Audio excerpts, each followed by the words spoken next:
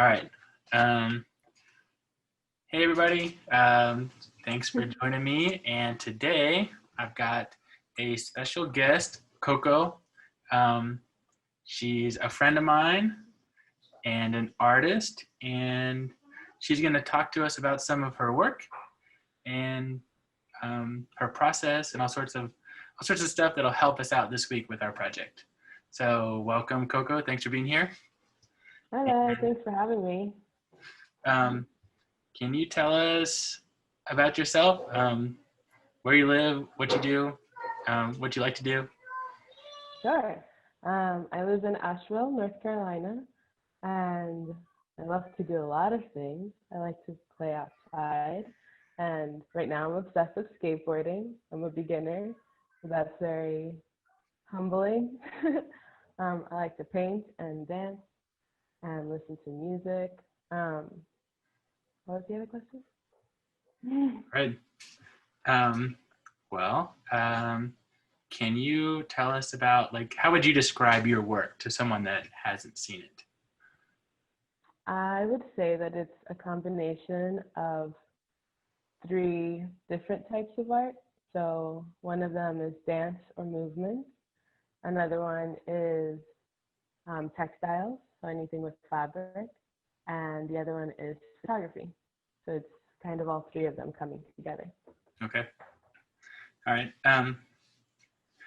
And what got you started with art? Like, where did you first feel drawn to it? Any certain person you met or experience you had that got you I want to make artwork? I think my mom used to just put a bunch of random materials in front of me as a kid, and she didn't do the technology thing, so I didn't really have those kinds of toys. So I think she just encouraged me to make stuff with whatever was in front of me. So I think that was the beginning of it. I think at a really young age, I was like, I want to be an artist. And then I think somewhere in elementary school, this is a funny story, but there was this art show that we got to go to as a high school that was next to us. And I saw a painting of a vintage buggy that was in blue. And it was framed with a golden trim. And when I saw that under the spotlight, I knew that I wanted to be an artist. Awesome. Yeah. That's great. Sorry, but it's true. Well, what is the most fun thing about your art process?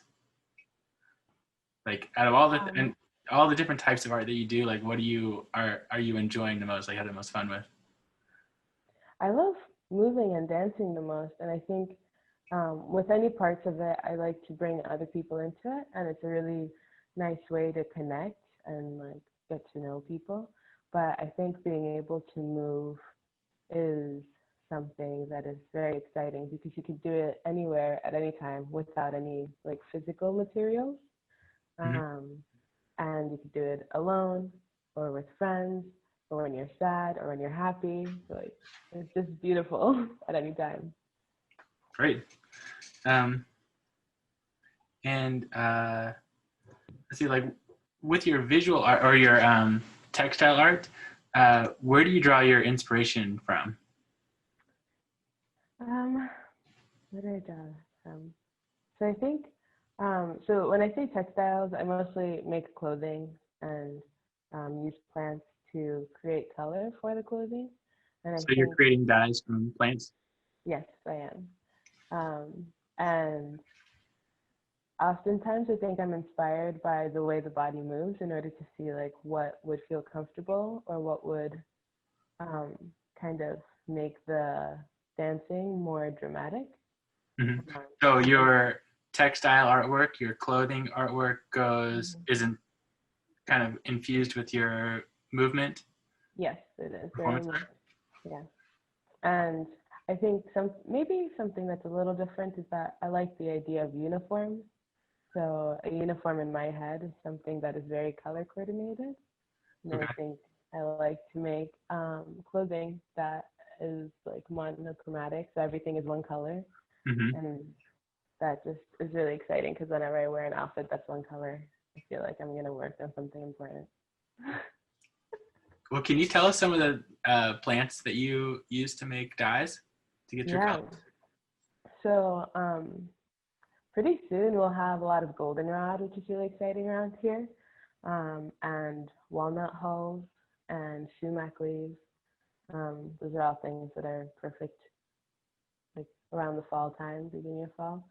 Um, and then I also use a lot of food scraps. So often I have like a lot of onion skins, purple and yellow ones, um, and sometimes like turmeric peels. Um, what else do I use? I use a lot of things. The only thing that I don't use, but is really fun to play with, is pokeberry and beef.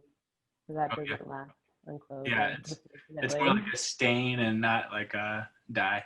Yeah. Yeah, exactly. But it's great on paper. You can paint with it. Yeah. Yeah, my son and I, we found pokeberries and we were painting on ourselves with them. Yeah, they're so fun. Maybe you can make a lipstick out of them. A lip balm. Yeah. Um, and let's see. So our students this week are going to be like fashion designers, and they are going to design a hat. Cool. So do you, first of all, we're going to be using our drawing skills and use our drawing skills to get whatever is up here into paper, like a visual form. So Hmm. do you ever sketch out your ideas or do any sort of like planning on paper beforehand? I do. Yeah, I think. Um, I mean, oftentimes I like think about so much up here, but then when there's too much, I think I need to put it down on paper. Right. Um, and they don't look like these beautiful drawings. They're very simple and like very easy and just the idea, so I won't forget them.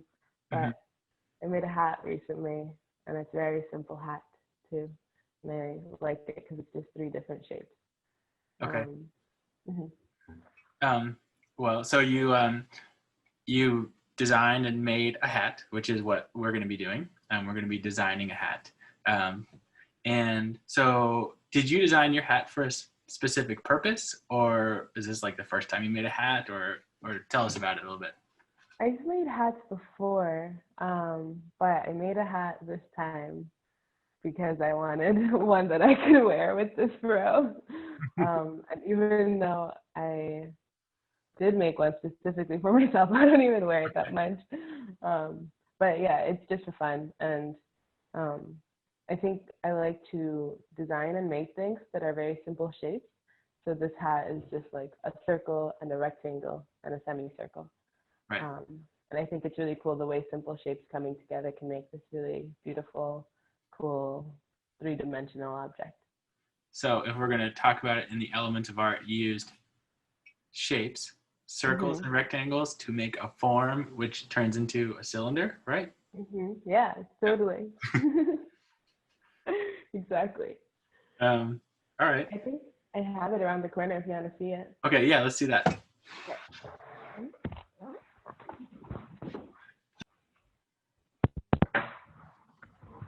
Here's my hat. Awesome. Oh, it's beautiful. Thank you. It's pretty big up top. Got a nice rim. It's great, and it fits perfectly. Did you get that color on your own, or is that fabric already dyed? Oh, this is already the colors. It's reversible too. Oh, wow, cool. I love that color. Me too. So Um, you stitched it together and cut the fabric. I did. Okay. All right. Well, thank you for sharing that with us. Is there anything else you want to say to some young artists getting ready to design a hat, be fashion designers? I think you can make anything that you want to make. And it doesn't have to be like stereotypical normal hats or a design. I think anything you make can be expressive or functional or whatever you want it to be. No limits. No limits. All right. I love that. All right. Cool. Well, thank you so much. Thank you. Ciao. Ciao.